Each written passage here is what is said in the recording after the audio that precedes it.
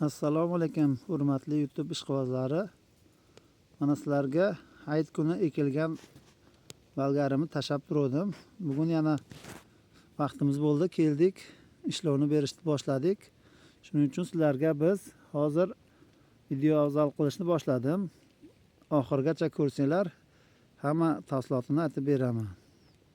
Bittadan like arisa, like bosib qo'yasizlar. Mana shu holatda.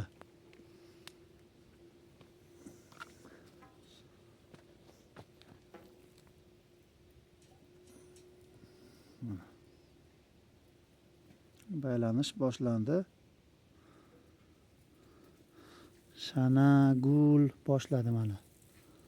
Hammasi g'uj-g'uj bo'lib mana ochishni boshlayapti. Mana shu holatda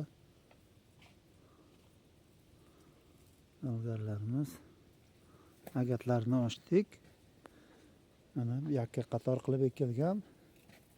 Yakka qatorda bu tomondan issiqlik uradi. Hozir buni teng qurlari hali bir borganda video qilib ko'rsataman. Tekis yerga ekkanlarnikini ko'rsataman. Uni farqi bor. Ancha yosh turibdi, shunday ekkan bo'yicha turibdi hisobda. Bu agatligi uchun agatida yana hozir ichini agat holatda ishladik. Mana shu holatda. Mana. Bu agat bo'lishning hisobi bu tomondan ham issiqlik uradi, bu tomondan ham issiqlik uradi. Quyosh bu tomondan tushdi, urib isitadi, bu tomondan isitadi. Zak bo'lmaganligi uchun tez tomir uzoqqa borib baquvvat qiladi bolgarni.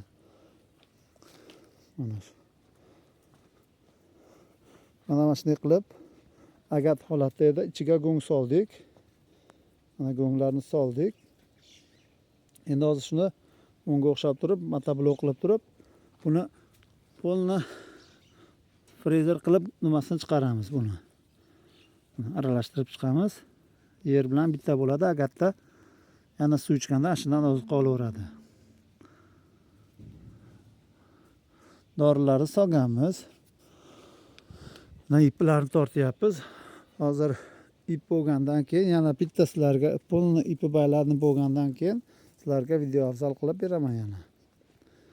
Shu holatda baylanish holatini ko'rsatamiz. Mana shanalar, gullar hammasi ochilishni boshlayapti. Mana shu holatda bo'lyapti.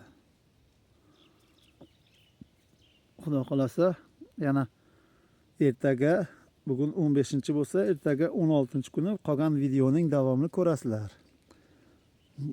Baylanish holatini ko'rsataman. Bolgarni to'g'ri holatda bir marta baylaysizlar, shu bo'yi o'zi o'sib ketaveradi. Uni holatini ko'rsataman. Mana akalar, sog' bo'linglar, salomat bo'linglar. Yana ertaga ko'rishguncha.